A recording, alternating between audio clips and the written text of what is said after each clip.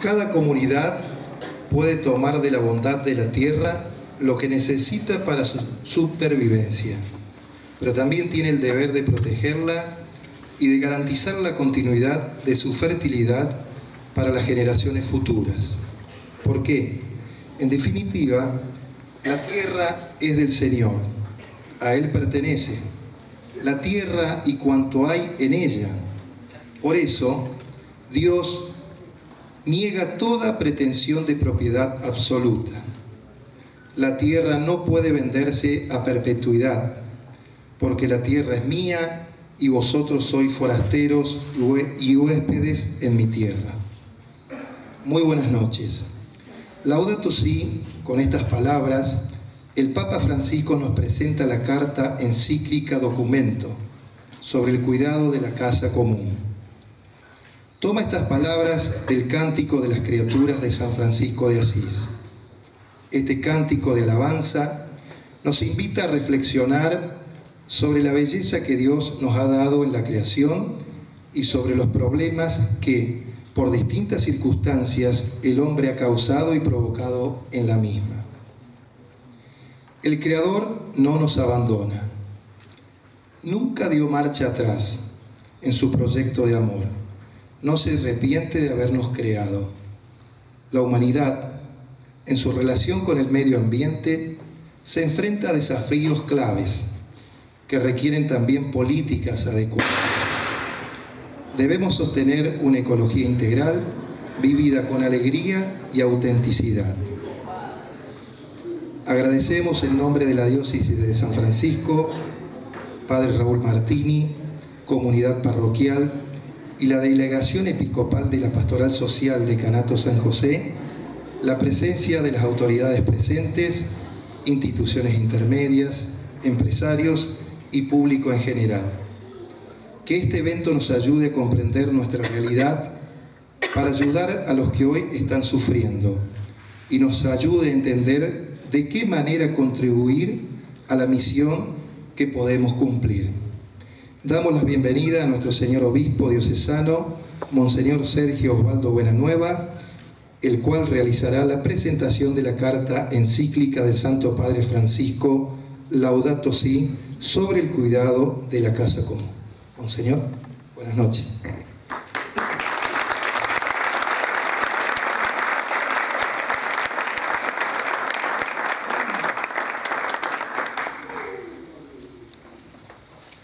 Muchas gracias. Gracias por la invitación que acepté gustoso. Es una iniciativa del equipo diocesano de Pastoral Social que podamos presentar esta carta del Papa Francisco en los 4 decanatos de nuestra diócesis.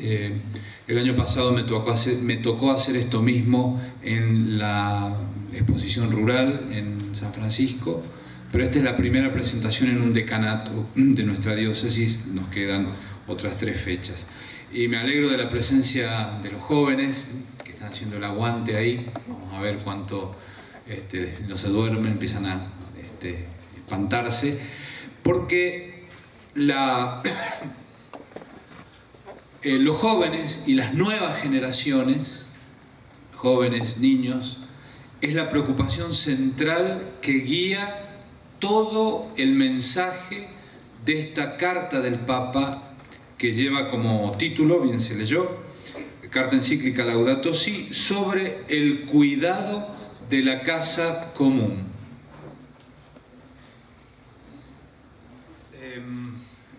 La preocupación de las nuevas generaciones, que lo voy a decir varias veces, el Papa lo formula con una pregunta, que la formula escrita en la encíclica, pero que la ha repetido varias veces en distintos foros.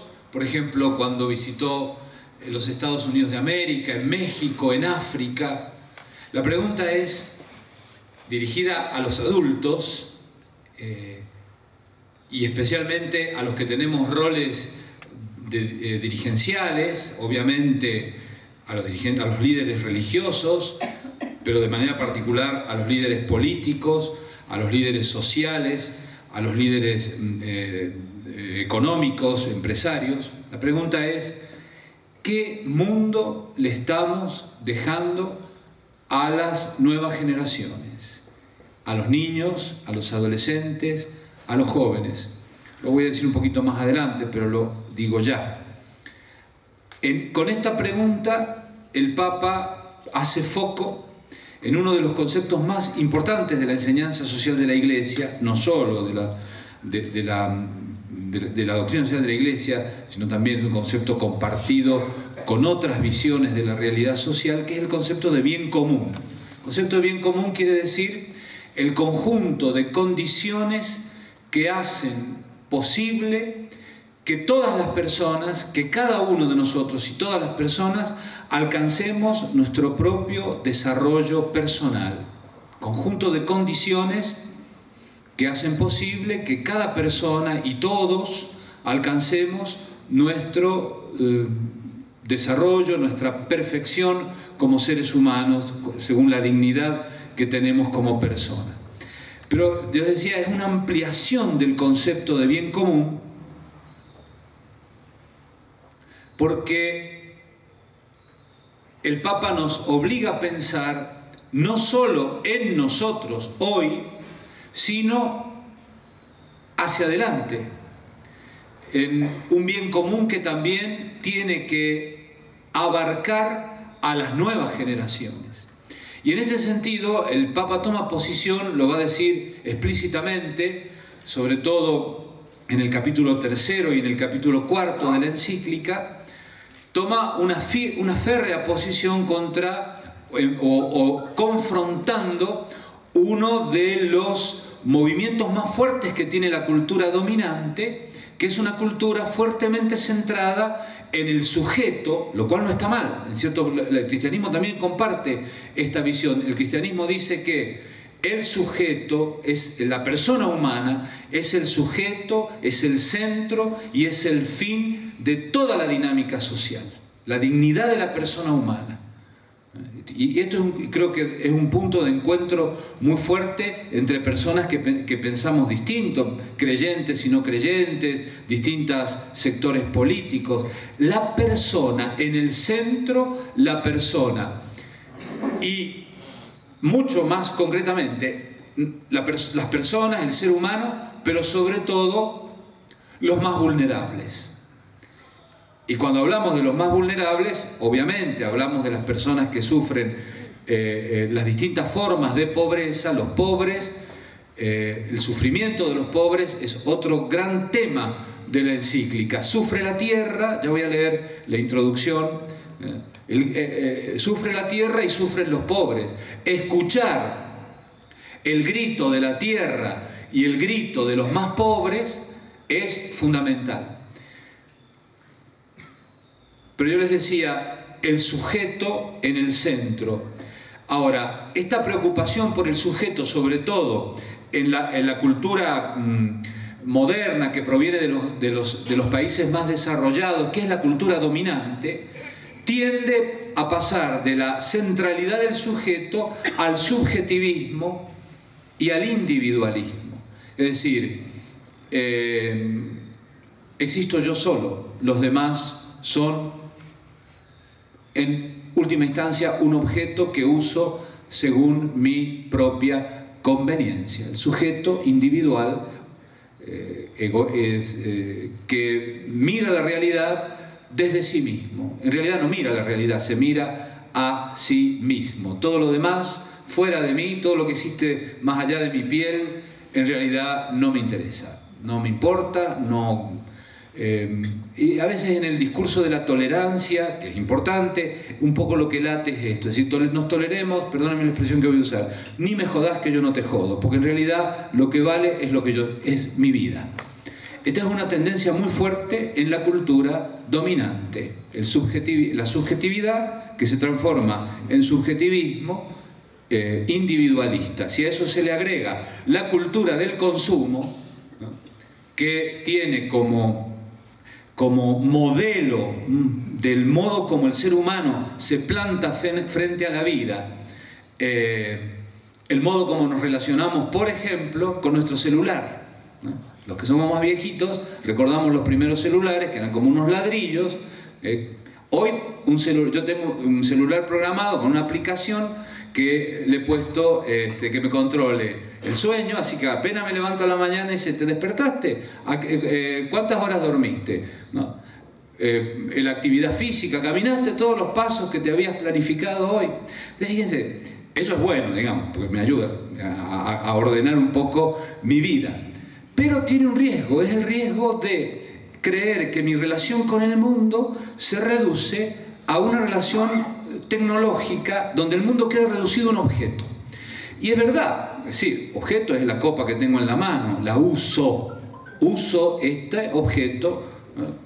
Le he puesto agua para poder aliviar la picazón de la garganta.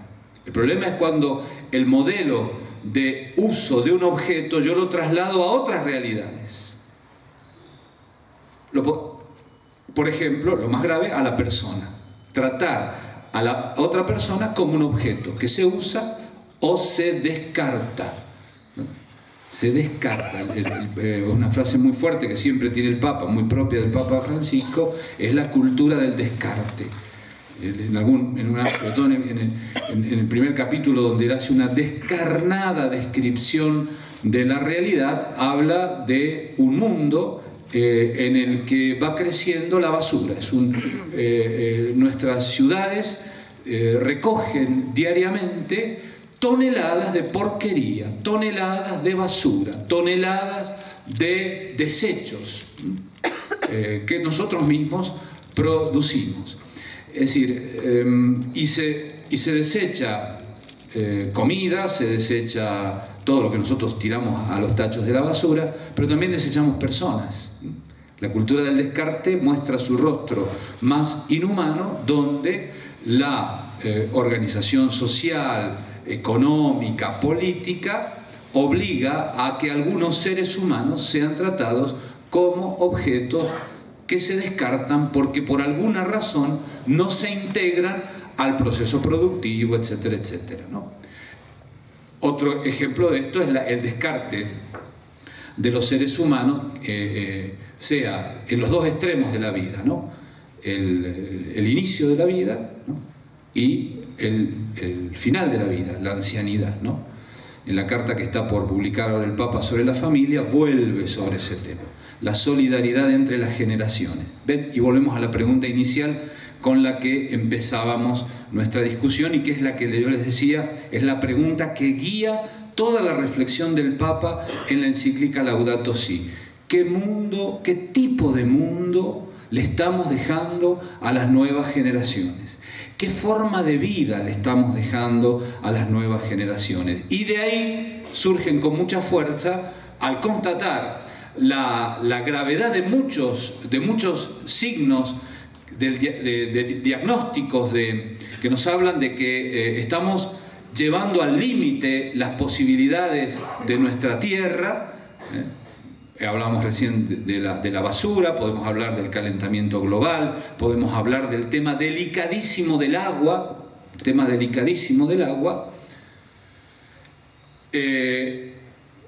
También el Papa nos plantea desde esta pregunta guía, les decía, ¿qué mundo le estamos dejando a las futuras generaciones? ¿Qué forma de vida le estamos dejando a las futuras generaciones?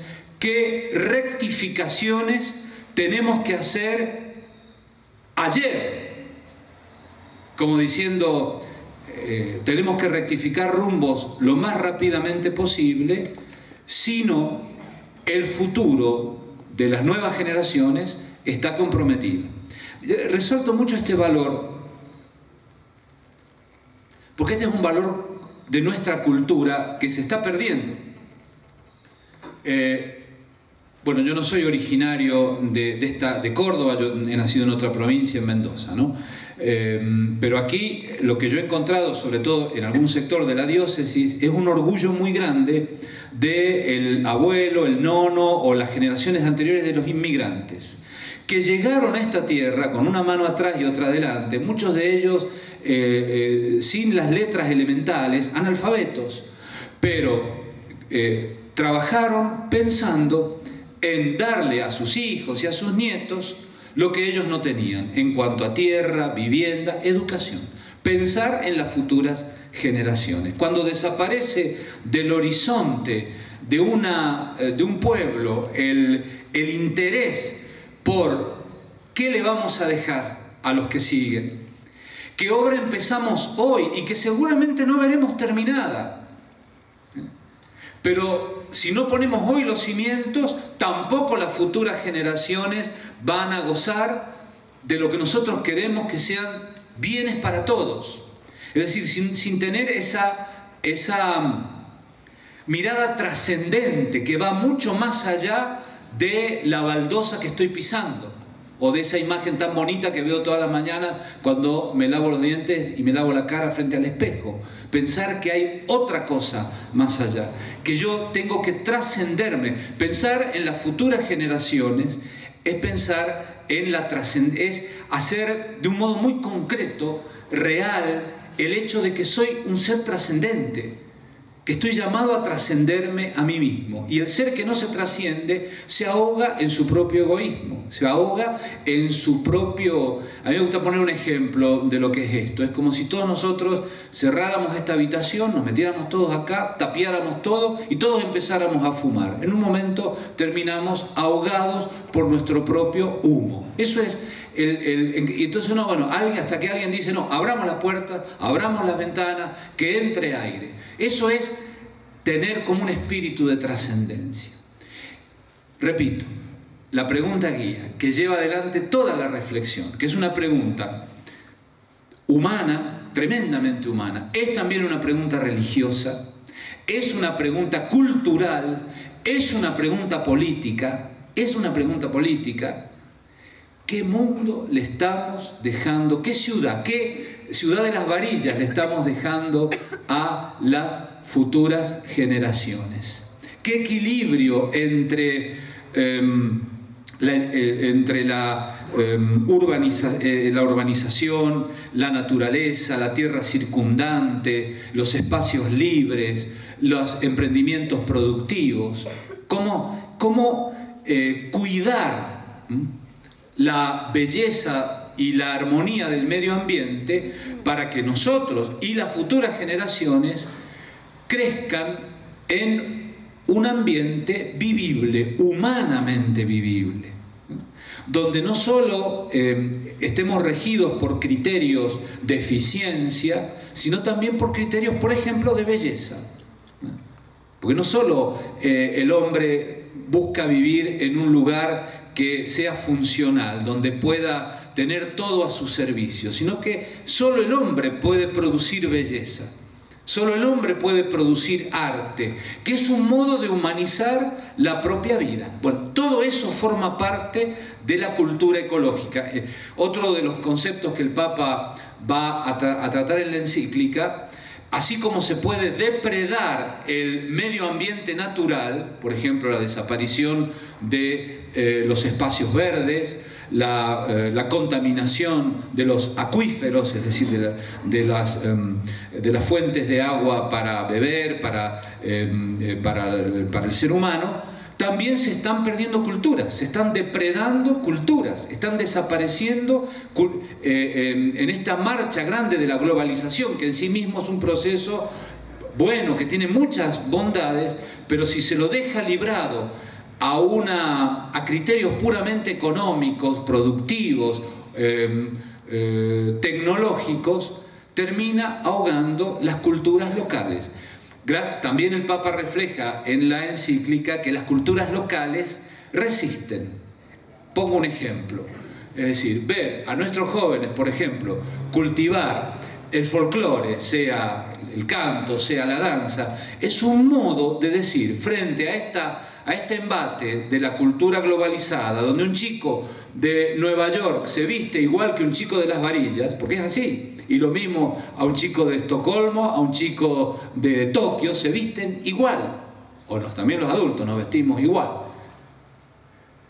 Y está bien, bueno, eso es fruto del intercambio entre las generaciones y entre los pueblos, pero un chico de Tokio, un chico de Estocolmo, un chico de Las Varillas, un chico de Nueva York, corre por sus venas una cultura propia, un modo de enfrentar la vida, de pararse frente a la vida, que viene de las generaciones pasadas. Y también eso tiene que contar. Y también así el hombre se humaniza. Y por eso también las culturas, las distintas culturas locales, defienden tanto sus propios valores. Y bueno, uno cuando, como les decía, ve a un jovencito, un adolescente, que aprende a bailar folclore o cualquiera de estas otras expresiones, decir, bueno, aquí hay un modo concreto. Bailará con jean y zapatillas hechas en una manufactura, no sé, de los tigres del Medio Oriente. Y ahí se ve la globalización y ese respeto por la cultura local. Eso también forma parte de la ecología, de una nueva cultura ecológica, o como llamará el Papa, la conversión una genuina conversión cultural.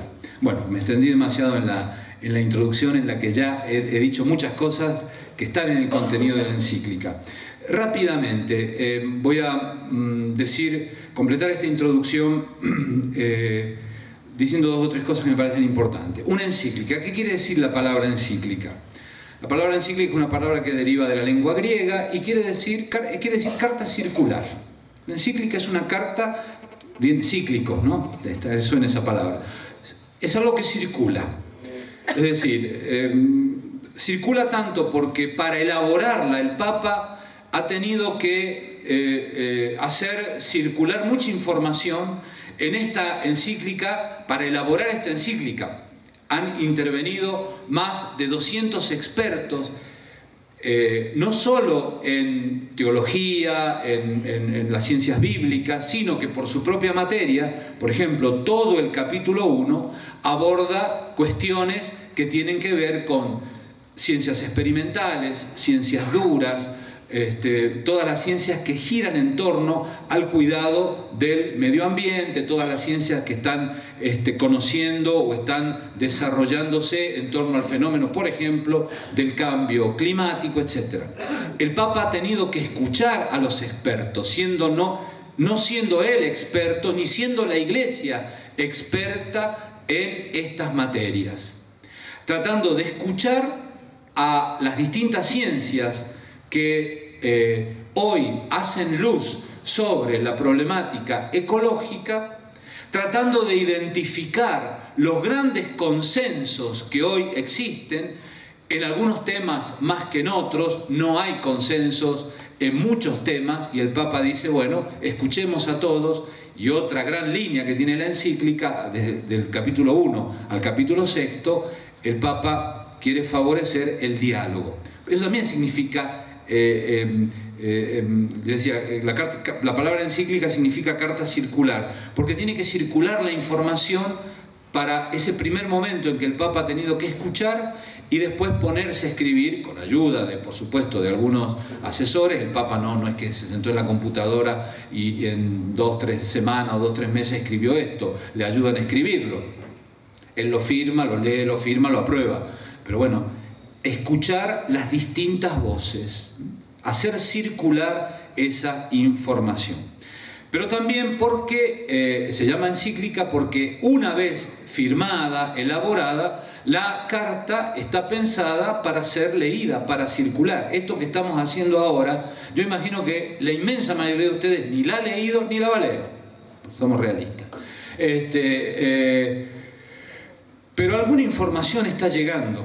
Es decir, la encíclica tiene que, el mensaje que el Papa ha volcado aquí, y en eso tenemos responsabilidad los pastores, los obispos, los sacerdotes, los agentes de pastoral, como llamamos, la responsabilidad de que esta información circule, con una charla, con otros escritos, con artículos científicos, con publicaciones en los diarios. Bueno, este mensaje está circulando, porque no es un texto que se ha escrito para que quede solamente para algunos expertos. Carta encíclica. El tema forma parte de ese conjunto de enseñanzas que se llama Doctrina Social de la Iglesia.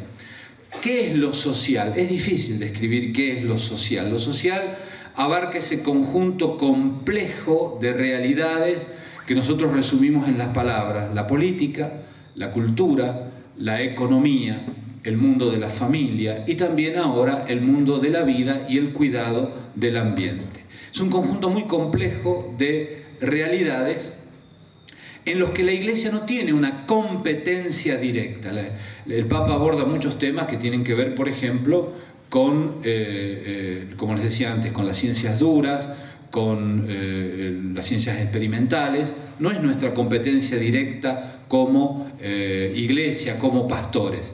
Pero el Papa enfoca estos temas en cuanto que tienen que ver con la vida del ser humano y la dignidad del ser humano, es decir, el aspecto ético, moral que está en juego en todo esto, ¿no? Yo leí el otro día una información que salió en La Voz, ese proyecto, no sé si faraónico, fantasioso, cuán realista será, de hacer un canal que arrancando en Arroyito, pasando por acá por Las Varillas, lleve toda la producción del centro de la Argentina hasta un puerto de aguas profundas en la provincia de Buenos Aires. Existe en muchas partes del mundo ese tipo de cosas, en Europa, en la China, no sé, Argentina, ¿qué pasará? Bueno, imaginemos que ese proyecto se hace, ¿sí? Se hace ese proyecto. Eso evidentemente tendrá que tener una proyección, el proyecto tendrán que ser convocados especialistas en ingeniería hidráulica, en distintas ciencias que tendrán que proyectar ese canal, como se proyectaron, que sea el canal de Panamá, el canal de Suez y todo ese tipo de cosas, ¿no? Etcétera. Pero al atravesar, son más de 1000 kilómetros, tanto territorio de la Argentina, empieza no solo a ponerse en juego el saber de las ciencias duras, que tendrán que calcular cómo realizar concretamente esa obra, porque esa obra va a atravesar pueblos. ¿Y cómo va a cambiar? Pues imagínense que de repente Las Varillas tenga que imaginar en algún extremo de la ciudad un puerto o un lugar donde digamos, se pueda volcar la producción de la zona para los que tengan que salir hacia el Atlántico. Eso no es solamente un cambio urbano, no es solamente un cambio en la producción, es también un cambio humano. Yo vengo de una provincia que está recostada sobre la cordillera, como todas las provincias de Argentina y todos los países de América que están recostados sobre la cordillera, tienen el desafío de la minería y de la megaminería. La megaminería a cielo abierto, emprendimientos impresionantes donde se mueven capitales que son exorbitantes. Bueno, cuando siendo yo obispo auxiliar de Mendoza me presentan el proyecto de un gran emprendimiento en la zona de Uspallata, que es un emprendimiento que tenía 16 años de vida útil para extraer en principio plata. Se extraía usando el agua, cantidades industriales de agua todos los días con cianuro, un problema que hubo en Veladero ahora en San Juan, derrame de cianuro, que ha puesto ya en riesgo el que se cierre la mina.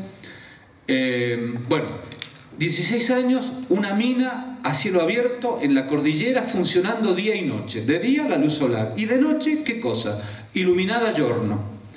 Fíjense, el dictamen, hubo 2 dictámenes científicos para ver la factibilidad del proyecto. La ley provincial para autorizar un proyecto de este tipo requiere el dictamen de las universidades. 2 universidades, la Tecnológica, la sede de Mendoza, y la Universidad Nacional de Cuyo. 2 dictámenes contradictorios, enfrentados entre sí.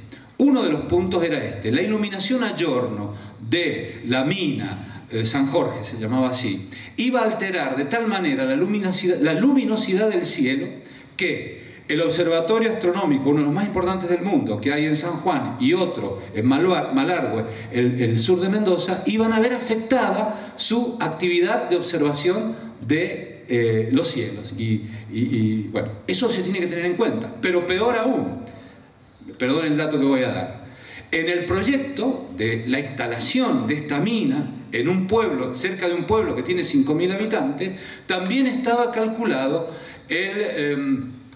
los costos de salud y de enfermedades de transmisión sexual. ¿Por qué? Porque la convergencia allí de personas que iban a trabajar, principalmente hombres, principalmente de Mendoza, principalmente de Argentina, pero también de otras partes del mundo, iba a levantar el número de la prostitución en ese pueblo que es Uspallata, que es un pueblo de los últimos pueblos que está antes de cruzar la frontera con Chile. Ahora, eso altera, no es solamente darle autorización a un proyecto que tiene importancia para el desarrollo, también afecta la vida del pueblo. De hecho, la comunidad de Uspallata terminó dividida en dos partes, unos a favor y otros en contra. Entonces, fíjense, el cuidado del medio ambiente no es solamente la aplicación de la técnica para la explotación y para obtener el mejor producto posible. También es cuidar al ser humano, tener como y eso tiene que formar parte por eso decía que es un tema político, de la preocupación de la dirigencia política, de la comunidad política, que debe desde elaborar leyes, no que impidan, pero sí que regulen la actividad y tener también capacidad de acompañar esos proyectos. ¿Por qué? Porque voy a mencionar una palabra de la cual los argentinos no tenemos ninguna experiencia: la corrupción. ¿No es cierto? Cuando desembarcan, este emprendimiento que yo les cuento, eran capitales, los que se sentaron conmigo eran chilenos, pero hurgando un poquito, no solo eran capitales chilenos, eran capitales de Canadá, eran capitales de Nueva Zelanda, capitales de Australia. Hacían una inversión enorme con un beneficio también enorme. Yo decía, 16 años de utilidad, después dejaban montañas de escombros que después podían ser utilizadas para extraer otros minerales, etcétera, etcétera.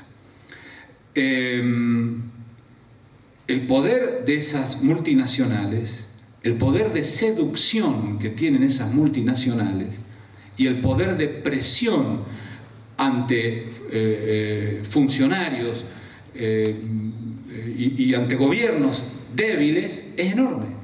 Por eso, repito, la puesta en marcha de estos proyectos que afectan tan profundamente el ambiente físico, afectaban los acuíferos, y los acuíferos subterráneos, no los ríos de superficie, sino los ríos que no sabemos qué interconexión tienen. Fíjense, bueno, afectan el medio ambiente, afectan algo tan vital para el ser humano uso personal, para los cultivos, como son los acuíferos. Lo mismo ocurre con las destilerías y la extracción de petróleo, por ejemplo, la contaminación del suelo. Pero afectan también a la comunidad local, la comunidad de la que les hablaba recién, concretamente. Bueno, ¿cómo no pensar que junto con las leyes rigurosas exista una dirigencia política con capacidad para resistir la presión de quien desembarca para que ese proyecto se realice con un inmenso poder económico, pero junto a la comunidad política tiene que haber una sociedad civil muy fuerte, que sepa, con mucha conciencia de su propia identidad y de los valores que están en juego, que también sepa marcarle el ritmo a la política y a los emprendimientos, a estos emprendimientos, enormes emprendimientos que vienen con capitales extranjeros. Entonces el Papa dice: la cultura ecológica tiene que equilibrar todos estos elementos. Vuelvo a la pregunta inicial: ¿qué tipo de mundo, qué tipo de forma de vida, qué tipo de sistemas productivos, económicos, financieros estamos dejándole a las futuras generaciones para que el mundo que ellos tengan, el mundo en el que ellos tengan que vivir, crecer en su dignidad, tener sus propios hijos, realizar su proyecto de vida, sea un mundo humanamente vivible, un mundo digno para todos? Por eso el mensaje de la encíclica es realmente muy fuerte. La encíclica tiene 6 capítulos, los enuncio brevemente. El primero es para los que no tenemos una formación científica es como masticar clavos, digamos, porque es en el que aparecen los datos más fuertes, como les decía, de las ciencias duras. El capítulo primero tiene como título lo que le está pasando a nuestra casa. Y enuncio solamente los 7 temas que el Papa aborda allí. Contaminación y cambio climático, ahí es donde habla de la basura y la cultura del descarte. Y toca un tema que es clave, el clima como bien común. Esta es otra ampliación del concepto de bien común. Yo les decía, ¿qué es bien común?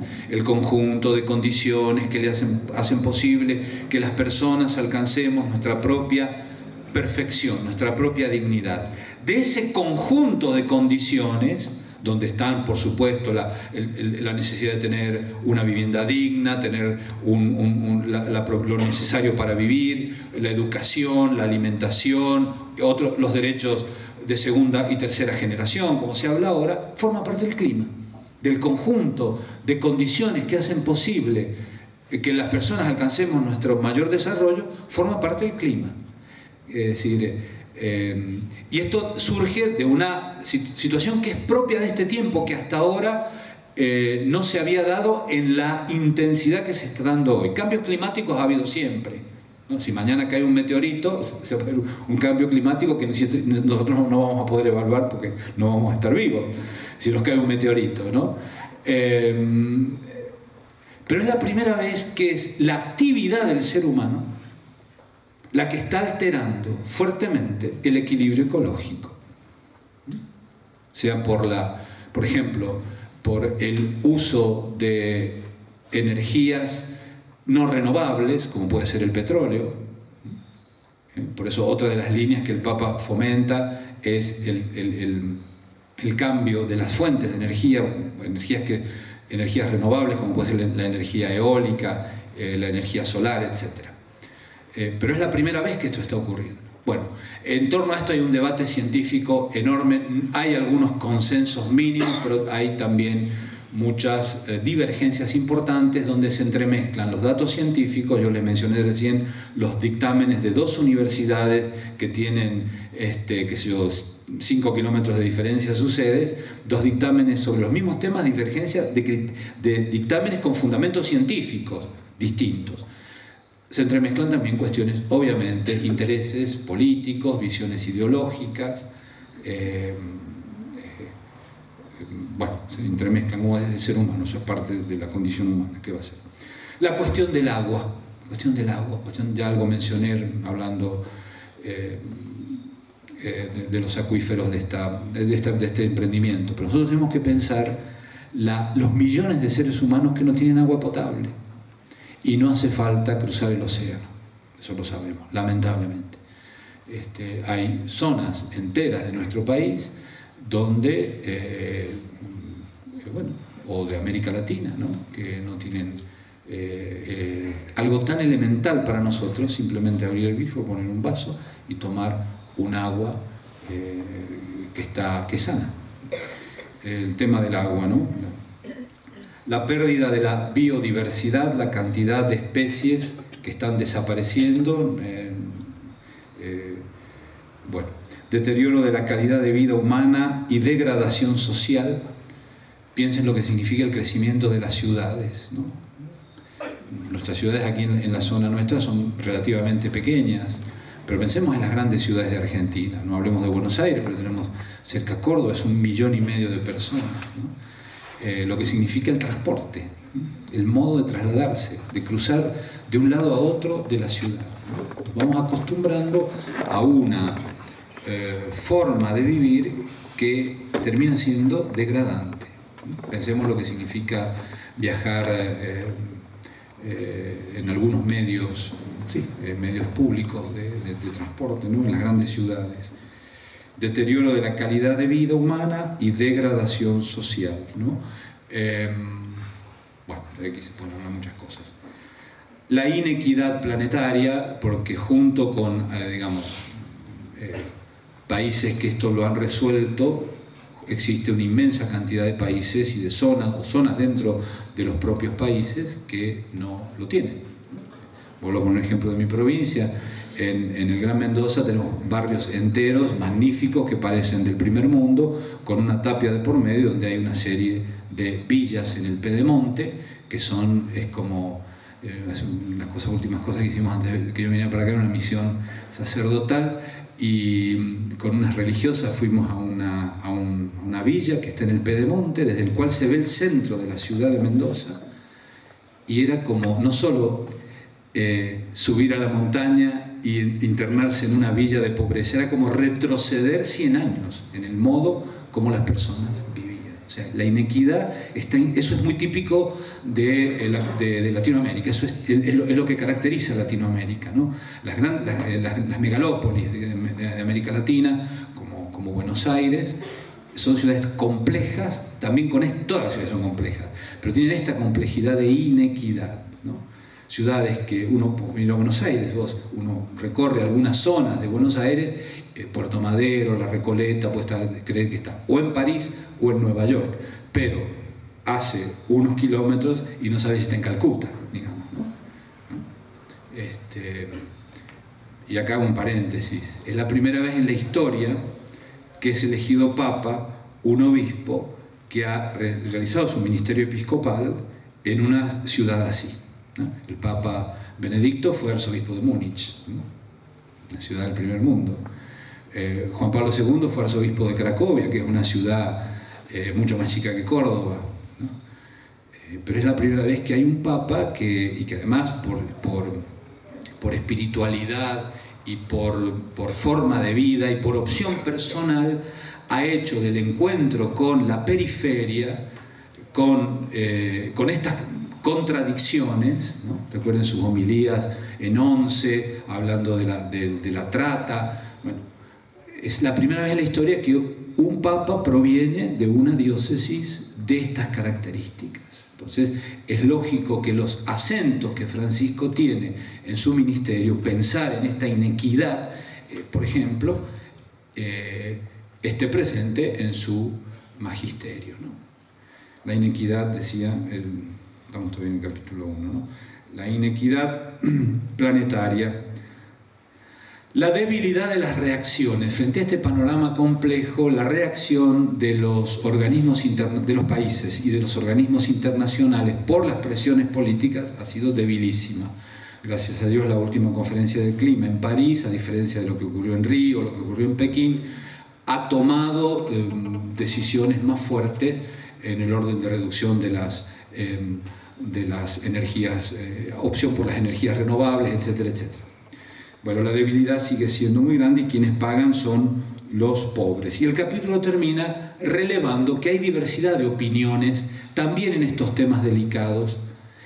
Y ya el Papa aquí comienza a insinuar que el mundo en el que vivimos es así, es una jungla, y a mí me gusta vivir en la jungla. Hay diversidad de opiniones. El problema es que la diversidad de opiniones se tiene que transformar en un exigente ejercicio de escucha y de diálogo. Porque el problema que haya diversidad de opiniones políticas, culturales, religiosas, humanas, no es problema. El problema es que yo piense que el que no piensa como yo no solo está equivocado, sino que además es una basura, es una mala persona. ¿Entienden? Es la demonización y la estigmatización del que piensa distinto, ¿no? Es decir, los que piensan como yo somos todos buenos, y bueno, la verdad enfrente están los malos, lógico. El otro no solamente está equivocado, sino que además es mala persona, tiene intereses oscuros, es una conspiración. Bueno, por eso dice, ¿cómo se sale adelante de esto? Bueno, favoreciendo el diálogo. El primer momento del diálogo es reconocer al otro como un semejante. El otro es igual que yo, y lo tengo que escuchar. ¿No? Sobre todo en sociedades donde los enconos son grandes. Yo termino de leer un libro ahora que habla un poco de la situación del País Vasco después de la ETA y demás, ¿no? Y la necesidad de que enfrentamientos que han llegado a cosas extremas, tanto de terrorismo de la ETA y terrorismo de Estado. Bueno, el primer paso es decir, somos seres humanos. y somos semejantes, tenemos que escuchar y empezar un diálogo. Cuando hay divergencia de opiniones, también en estos temas delicados, y son fundadas, es más exigente la necesidad del diálogo y del intercambio, ¿no? En eso Argentina, la cultura argentina del diálogo es menos que débil. El diálogo es muy fácil, con un garrote en la mano, ¿no? El diálogo se sustituye por el escarnio, por el desprecio, por el chicaneo, por el argumento ad hominem, donde no se escucha lo que el otro está diciendo, sino se trata de desmerecer al otro. Desmerecer al otro, ¿no? El segundo capítulo es el más formalmente teológico. En este primero casi no se habla de Dios, ni de Cristo. El segundo sí, es todo el mensaje cristiano sobre la creación. Como somos todos cristianos, lo voy a pasar más rápido, y lo conocemos seguramente. Pero sigo simplemente esto, ¿no? Lo primero que decimos en el credo, en la misa: creo en Dios Padre Todopoderoso, Creador del cielo y de la tierra. Este es el gran aporte que hace el Papa y que puede hacer el cristianismo. Es decir, lo que nos circunda es obra de un creador bueno y providente, en el que yo también descubro sus huellas, principalmente en la más alta de sus criaturas, que es el ser humano, creado a su imagen y semejanza. El capítulo este termina con un apartado muy hermoso que se llama la mirada de Jesús, el modo como Jesús mira la creación, ¿no? Bueno, aguanten. El capítulo tercero, si el primero era más propio de las ciencias duras, el segundo más teológico, el tercero es un mix de teología, filosofía y también ciencias sociales. Son las ciencias del espíritu, no son las ciencias duras, la física, la matemática, etc. Sino, ¿por qué? Porque acá ya el Papa invita a pensar este panorama difícil que tenemos, que compromete el futuro, nos está obligando a pensar. Nos está obligando a pensar en las raíces humanas. Por eso el capítulo se llama Raíces humanas de la crisis ecológica. De esto ya algo hablé. La tecnología... Habla de la tecnología y del riesgo de que la tecnología es la ciencia aplicada a la creación de aparatos que nos ayuden a dominar la realidad. Obviamente, creación del teléfono, les decía recién, o el GPS, yo que soy un despistado. O sea, para mí el GPS me ha salvado la vida, porque yo puedo ir 10 veces al mismo lugar y las 10 veces me pierdo, ¿no? Pero tener el GPS ahí, que además ahora te avisa si hay un problema, si hay un lomo de burro, si está la policía, la caminera,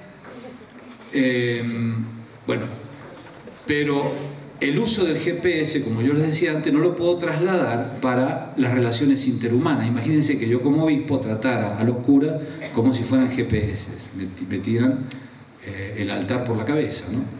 Reduzco a un ser humano a un objeto. Es el riesgo de la tecnología. Este capítulo pienso que los docentes lo pueden aprovechar mucho porque hace pensar, es la función de la filosofía, hacer pensar a las personas, no como decía Lelutier, el que piensa pierde, sino que, digamos, aprender a penetrar con el pensamiento las causas de las distintas problemáticas humanas. El Papa, acá ha apuntado uno, el Papa apunta más, pero ustedes están durmiendo y yo no lo quiero, aunque ya es hora de irse a dormir casi, ¿no? El relativismo ético da todo lo mismo, o sea, no sabemos qué es el bien y el mal. La cuestión del trabajo, ¿no? Acá habría que detenerse, es central, ¿no? La dignidad del trabajo en la concepción del ser humano que tiene la Iglesia, y no solo la Iglesia. El trabajo no es solamente el medio a través del cual dominamos la creación y llevamos pan a la mesa, lo cual ya es un valor enorme, sino que el trabajo tiene una función humanizante. Por eso perder el trabajo, que es un gran temor que hoy tenemos, ¿no? El tema del empleo, perder el trabajo es perder dignidad, es una herida muy profunda, no solo a la economía de la familia, es una herida al ser humano, al hombre, ¿no? Al hombre. Bien. Los 3 capítulos que siguen, el capítulo 4 se llama Una ecología integral. Bueno, es aquí donde desarrolla este concepto del equilibrio ambiental, el equilibrio de las culturas, no solo cuidar que no desaparezcan las especies vegetales y animales, sino que tampoco se cuiden las culturas de cada región, eso lo hablé antes. El capítulo 5 y el capítulo 6 son... en el capítulo 5 el Papa presenta el diálogo sobre el medio ambiente en la política internacional. La doctrina social de la Iglesia le atribuye mucha importancia a los organismos internacionales, la ONU, la UNESCO, etc. Como lugares donde, porque ustedes saben que el mundo se ha achicado, ya no bastan los gobiernos de cada país. Incluso la Iglesia, Benedicto XVI, avanzó la posibilidad de, así como se están creando leyes internacionales y hay tribunales internacionales para zanjar las disputas entre los países, también apuntar a una gobernanza, una traducción española, una palabra inglesa, una gobernanza internacional, algunas instancias.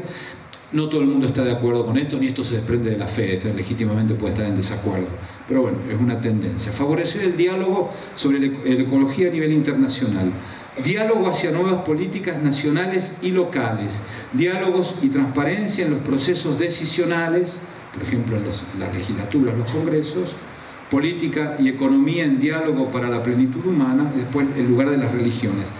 Y el Papa le atribuye un valor muy importante al diálogo local, es decir, en cada pueblo, en cada ciudad, ahí, a ver, ¿qué tipo? Yo les decía, ¿cómo queremos proyectar las varillas? Que es el señor intendente, pero están las organizaciones de la sociedad. ¿Cómo queremos que sean las varillas de acá a 50 años para estos jóvenes o para los hijos de estos jóvenes? ¿Qué tipo de ciudad? ¿Qué tipo de convivencia queremos favorecer?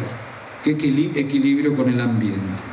Y el último enfoca 2 temas muy propios de la visión cristiana, que es la educación y la espiritualidad ecológica.